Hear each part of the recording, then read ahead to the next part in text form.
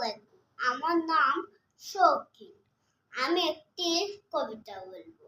আমার কবিতার নাম কাজলা দিদি। লিখেছেন জসিম বাগচি। বাঁশবাগানের মাথার উপর চাঁদ উঠেছে এমন মাগো মা শরৎ বলা।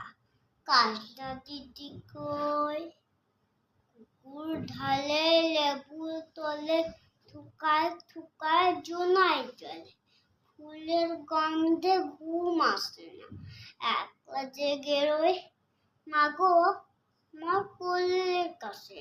কাজলা দিদি কই সেদিন হতে দিদিকে আর কেনই বলো ডাকো।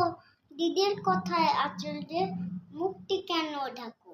খাবার খেতে আসি যখন দিদি বলে ডাকি তখন ওই ঘর থেকে কেন আর দিদি আসে না গো।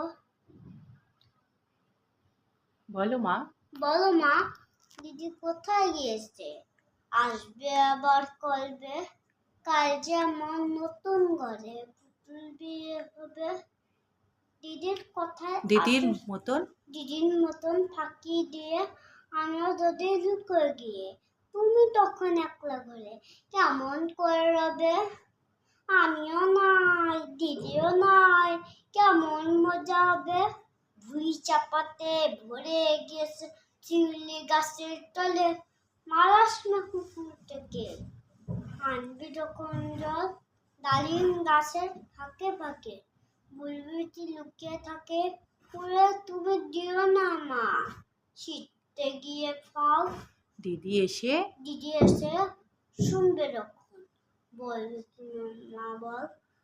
বাঁশবাগানের মাথার উপর চাল উঠেছে ওই এমন সময় মাগো আমার কাজলা দিদি কই। বেড়ার ধারে পুকুর পাড়ে দিদি ডাকে ঝোপে ঝাড়ে।